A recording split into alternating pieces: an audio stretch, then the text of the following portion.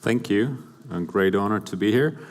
Welcome. This is a picture of Hubble telescope's far reach to other galaxies, and there you can see the fine phenomenon of focusing on the distant galaxies behind a supercluster, but just as an intro. Today I would like to speak about the world of tomorrow, and mostly the world of tomorrow is about you. When you look at this picture, it's not about what I would like to speak today about hardware, about sensors, about Python in your everyday life. This is about you, your families, your brothers, mothers. And if you look into the future, this is you or me in 2020. You sit in a cubicle, you look around, and you see everything, but it's not real. You sitting in that cubicle is the thing of the past. Now, on a serious matter, today you have people who the average career lifetime is about 1.5 to 2 years. Your fathers had 20-year careers. They had very good life expectancy. They had basic health care. These are all the things we will not have. We will not have retirements. We will not have health care, which is affordable, and so on. So the old world is becoming obsolete. And I identify with this guy because I like to be outdoors. And this is mostly about the outdoors. In the new world where you would like to be outside, in the new world there are the so-called digital nomads. If you are a digital nomad, this is my friend Nikki, the one on the right. She decided to go programming and blogging from London to Philippines, and she swims, she blogs, she doesn't have a very good Wi-Fi, but nevertheless, she does her job. Now, in the new world, you will have subscriptions. You will not own flats, you will be everywhere, and you will use devices and programming devices outside. And I see that it's now become very easy to actually develop hardware. This is what I do. I develop hardware products outside. I can take it with me. I have it right now. I just pack it into my backpack and go everywhere I like. I like to work in coffee houses. I like to work in London, everywhere. So this is the world of tomorrow. I see sensors everywhere. Now, why? Because I'm a little bit damaged, but that's the thing. My professional deformation is I like hardware products. I like to play with them. But this is a demonstration of what we have seen in the last 3 to 4 years. You no longer have mainframes, PCs, computers. You don't even have a smartphone. You have Fitbits, you have smartwatches, and they are powerful, so you can actually make calculations and computations with them. Hopefully you could program on them in the near future. Now, I would like to wake up your inner maker, and I like very much this advertisement. It plays on my basic boyhood dreams of playing with the hammer and the nails and actually grabbing things and going into water and playing with wood. So I consider this advertisement very successful. And this man, that's again you in the future, this is an archetype of a programmer, of a developer in the near future. You don't sit in a cubicle. I see you as going from project to project, being outside. Why outside? Because if you imagine you are the first generation or the second generation who sits behind the desk at a computer for 16 hours a day, imagine what it does to your body, what it does to your back. Now, I would like to avoid this, so I urge you to actually think more, go outside, exercise, and do less work in a cubicle. Now, how can you do that? You have sensor with you. You have hardware devices.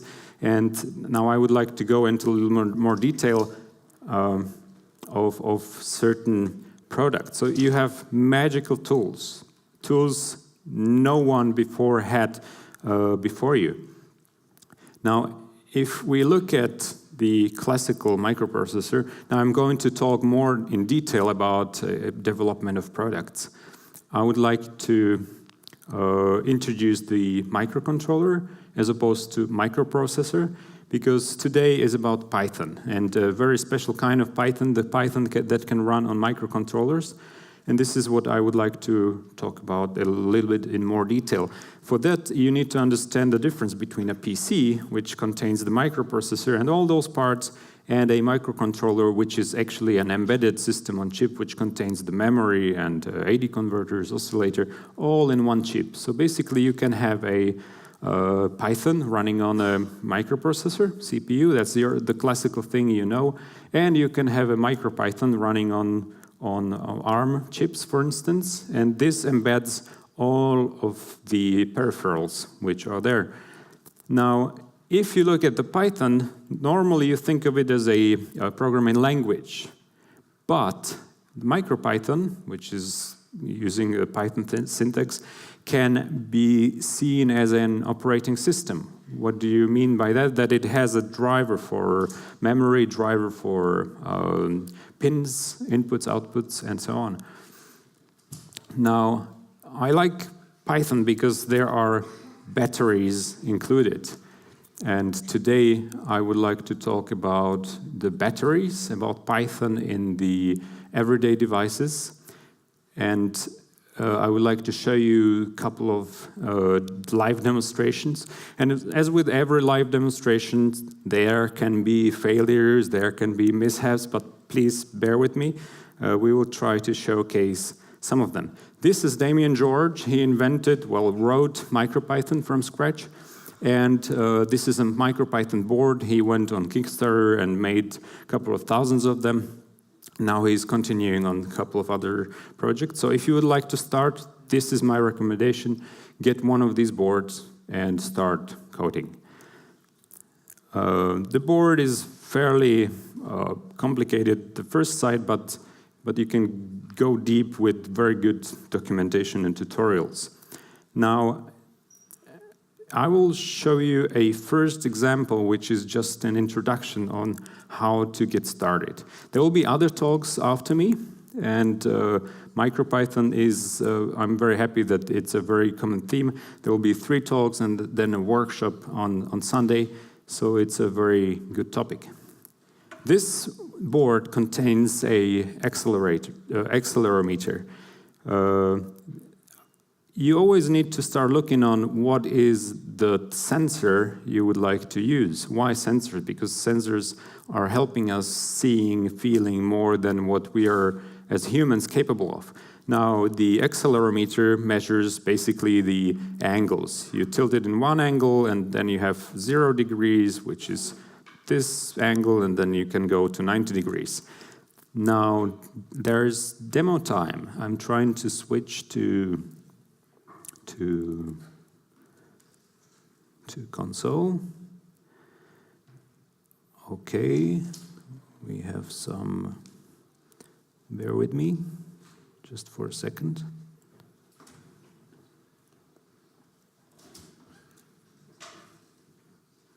I need one more thing, and it disappeared.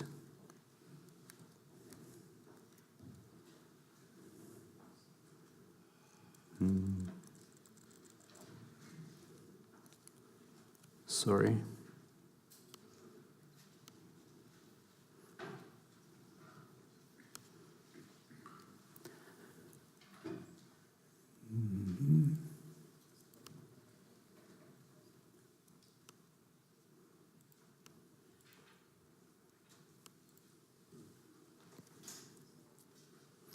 Never mind, we'll try this way.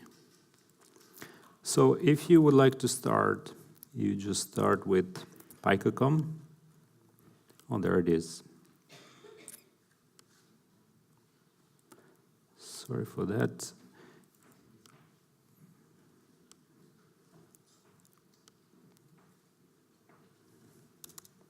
So you have a terminal where you can start typing commands like help, and there you have some helping information that this is a MicroPython, and you have commands like A, B, A plus B, and then you can do nested tricks with it. Now, if you import this accelerometer, then you can start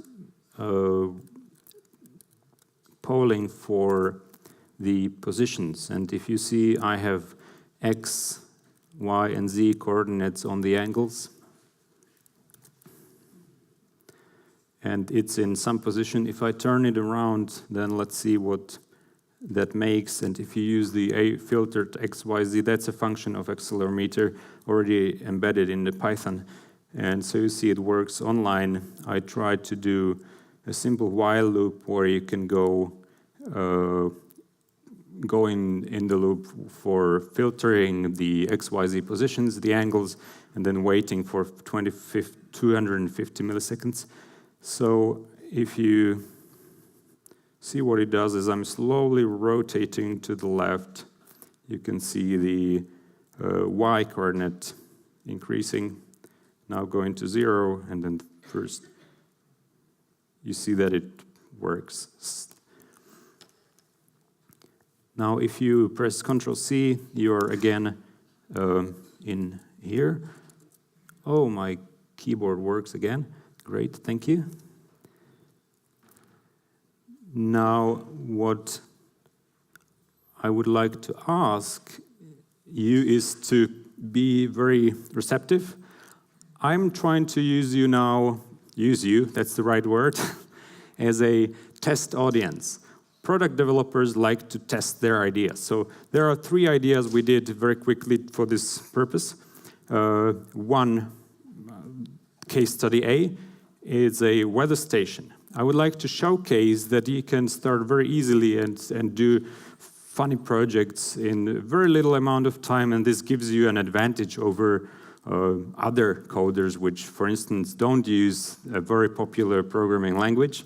So the main advantage in Python is that you can actually write the code into the command line, as you have seen, and you don't need to compile. So other hardware developers need to compile, wait a minute or 30 seconds, and then see that there is a bug. So if you make an error, you see it right away in the command line. For this, I'm using the Minicum or other hyperterminal, or Sublime Text for text editing, and then MicroPython you can find online.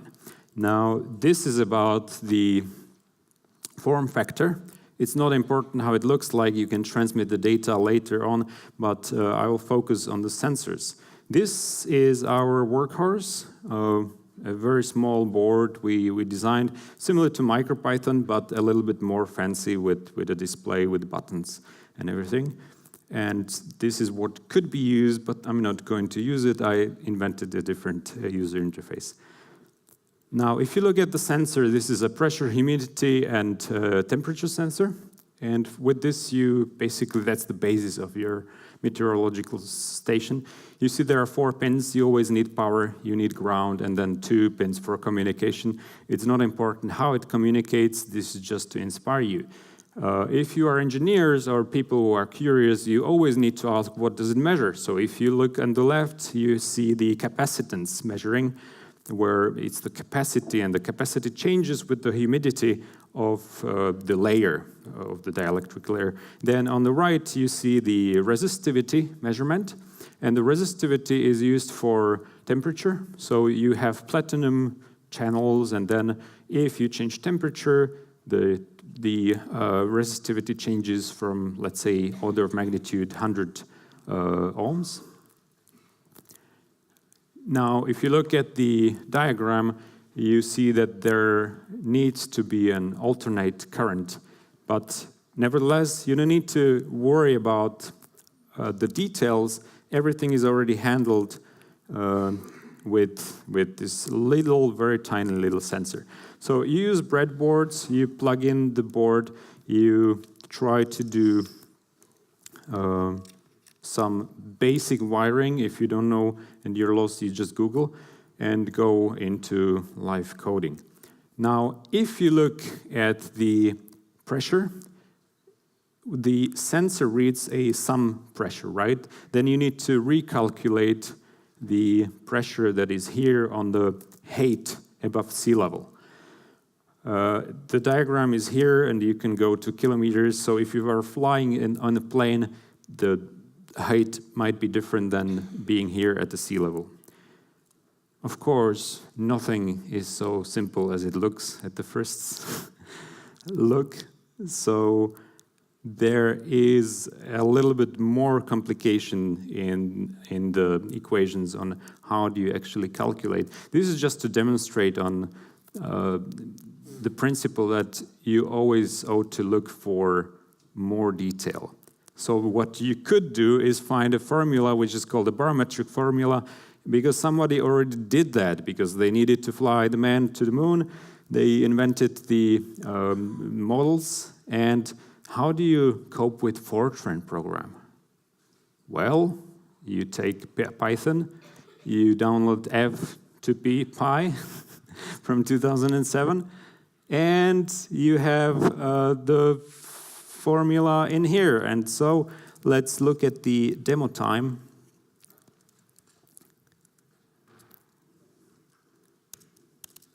So again, we have here the basic command line. I will go into fast mode because we would like to show a little bit more things. This is just declaration of the sensor, and I'll just copy all of this and put it in there. Let's see if it works.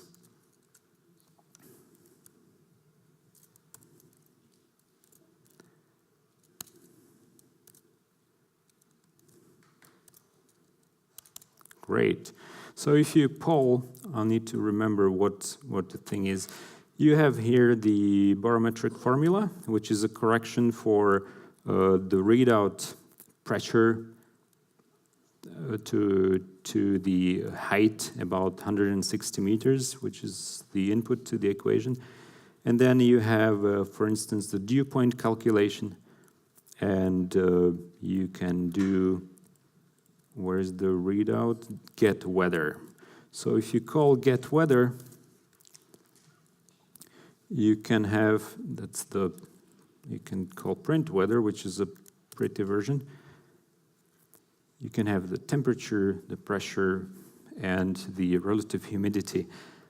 This was done in really like 3 hours, where 2.5 hours were spent compiling MicroPython, updating to newest version, and half an hour of using this and coding. Now, I went a little bit further down with the idea and asked myself, can you actually make an interface? Let's see if this could be made full screen. This is a graphical user interface.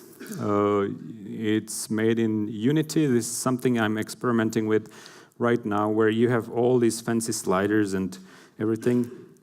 It's basically a hyper-terminal with great output. So you have buttons here, and if you click the button, it sends a message like get weather, and then the results are displayed here.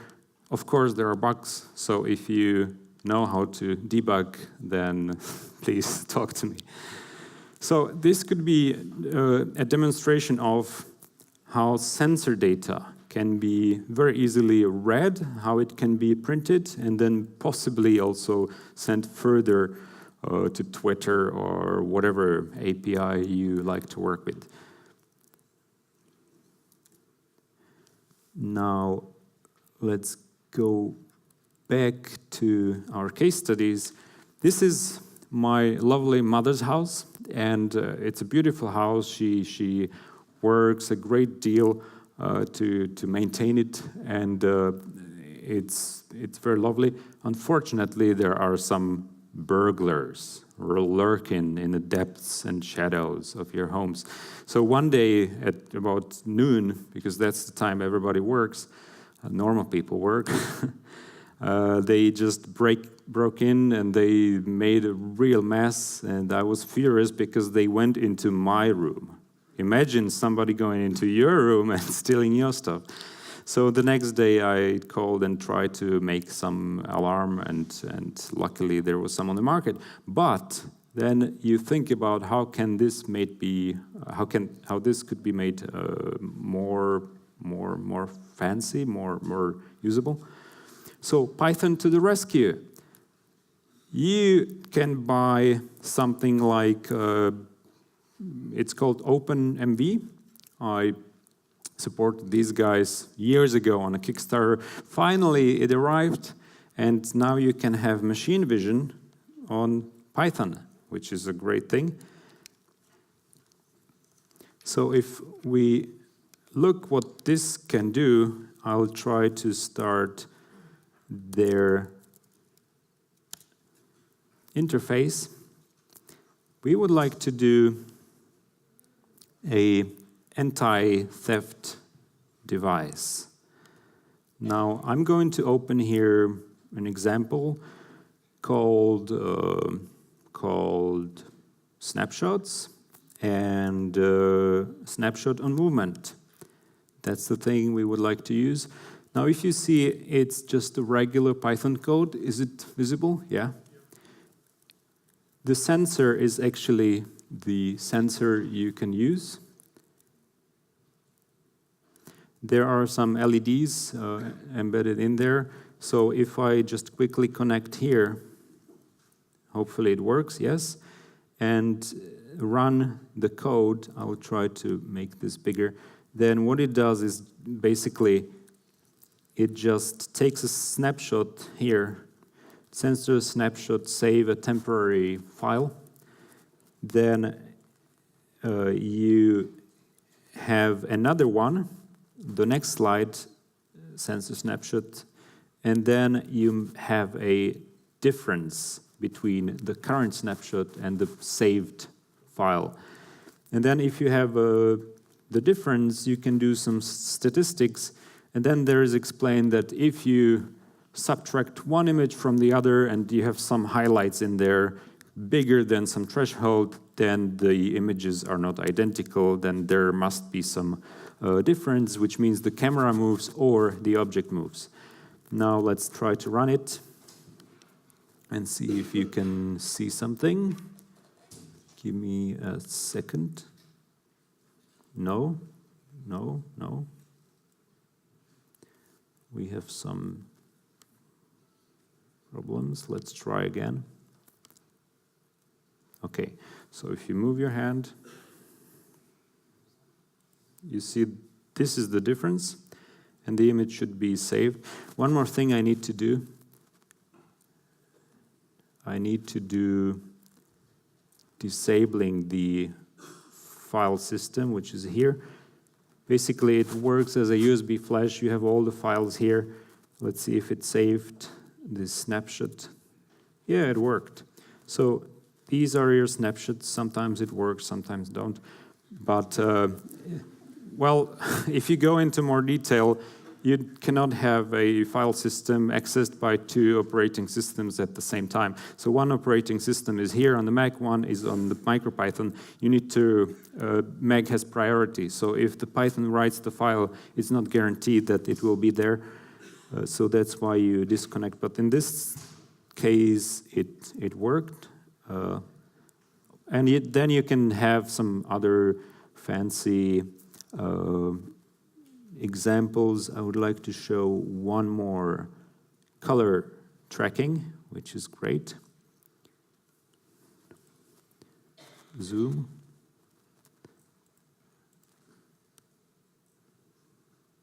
Doesn't work. Histogram. Oh, let's see if it works. So it tracks green color, and you see the outputs in almost real time, which is really, really good for a Python microcontroller. So you could program robots with that, and you have all the functionality exposed to Python. I'm happy that the IDE finally works. It took them really like 2 years of development time. Now let's go to last example. Morava is the land of wine, and I was born about an hour down the road. We also have a vineyard. This year, it's a historical moment. For the first time, we have our own wine, but unfortunately just one bottle. So this one bottle was, of course, used for scientific experiments, and we don't drink for fun, we drink for science. So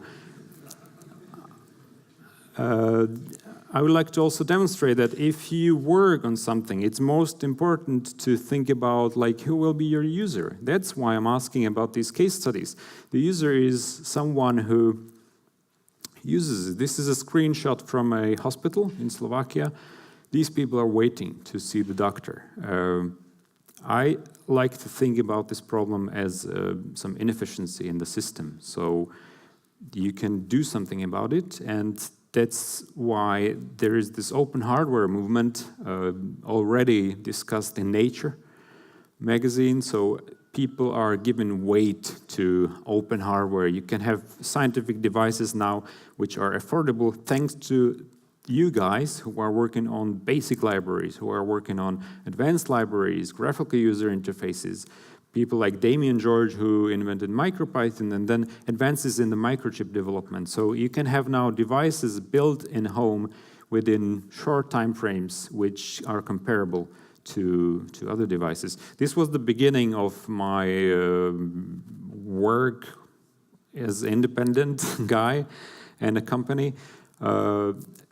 This is a spectrometer which was at the beginning built with Arduino, and it flew on 3 microsatellites. And I like to tell this story and then hear the answer. One professor said, "That's a fantastic story for your grandchildren. You can tell them at the fire when you are 60. So he was true. Spectrophotometer is something which measures the exact amount of light going through the glass of wine. So you have a white light, sun, or a light bulb, going through some prism. You have seen prism before, you have seen the reflections from a CD or a rainbow. And then you have a glass of water or wine or beer. And the light, when it goes through the system, then can be measured by a detector. On the bottom side, you have a device which is a laboratory device. And this is, I am very proud to announce, first Python programmable spectrophotometer. This is a prototype I'm working on right now. 3D printed enclosures. It looks ugly, but it works.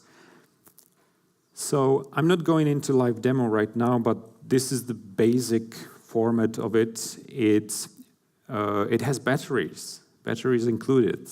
So this is what I mean with batteries and Python embedded in your daily life. You can take it outside, you can play with it in the forest or in your wine cellar in Morava. So this is the code which is used to measure. You turn the lights on. I'll try to turn it on, see if the battery is on. Never mind. Turn the lights on. And you can see the lights are on with the nice menu. Lights off, and then you can measure the spectrum. So I'll show you if you ask me later. Now, if you analyze the graphs, you can see on the x-axis the wavelength, and on the y, it's the absorption. So you can imagine the full spectrum color from blue, red, green to infrared, and then different colors are absorbed. So if you have Zweigelt, Rosé, then the red color is pushed through, and the green color or blue is absorbed. Now you can see the difference between T. One of those glasses was T. It's on the downside. You can see that Zweigelt, even the same material, same most contains different yeast. So if you use one yeast, which is wild, and a different yeast, which is odrodové kvasnice, then you can actually see the difference. So it makes a huge difference in the process of fermentation, not only the materials you use, but also the yeast you are using. So the yeast makes all the flavors. This is what I didn't know, but you can taste it in the glasses around here. And then if you add the yeast and have the turbulence in there, you can actually see the difference. The more yeast, the more absorption. And this is what is called a citizen science. So now the time has come to end this and conclude a little bit. I would like to ask you, please raise your hand who would like to work or who is interested or who likes the idea of the case study A, the weather station, and please just pick one. Weather station, anyone? Okay, thank you. Now, case study B, which is the burglary protection alarm system, camera, machine vision. E, and then C, like citizen science, open hardware, measurements, scientific instruments. Also, I'm pleasantly surprised. Thank you for the feedback. If you would like to, this is not important. I can tell you then later. But if you like to start, you can use other Python boards. There is one with Wi-Fi, currently on Kickstarter, soon to be finished. Another one, PyCon, which is the model for Internet of Things. I can show you, but it's very early, so the software kind of works, maybe not. So you can transfer data over kilometer range, but the very tiny packets. And then there is this BBC board for high schools, which I have talked last year on a conference. And now it's your time to start tinkering, making, doing whatever you like to do, but please remember, be efficient and go outside. Thank you very much.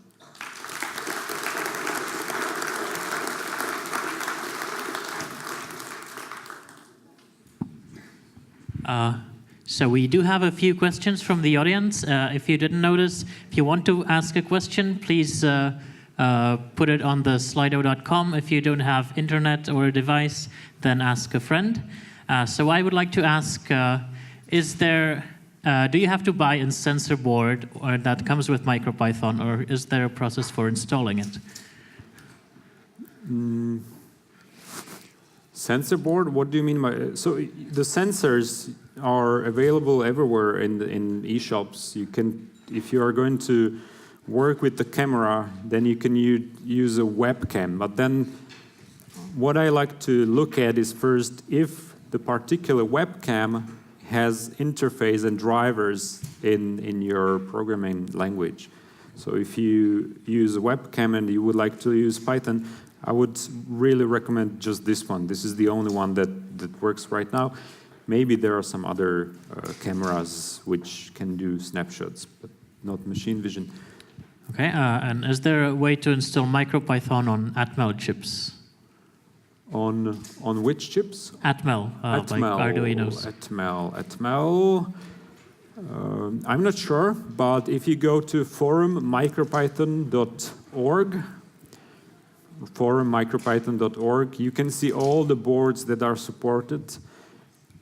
2 years ago, there was just one or two.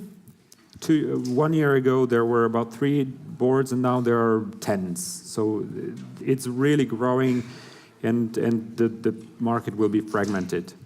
So Atmel, there are better chips than Atmel's. Atmel has some problems. I would recommend other ARM architecture or manufacturers.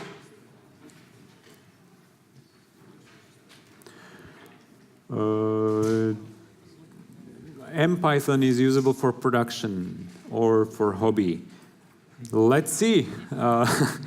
I believe that it's usable for production because from our tests, if you write your code good and you understand what you're doing, then you don't enter the very dangerous condition called out of memory, because these devices are very limited. It has only about like 512 kilobytes of SRAM.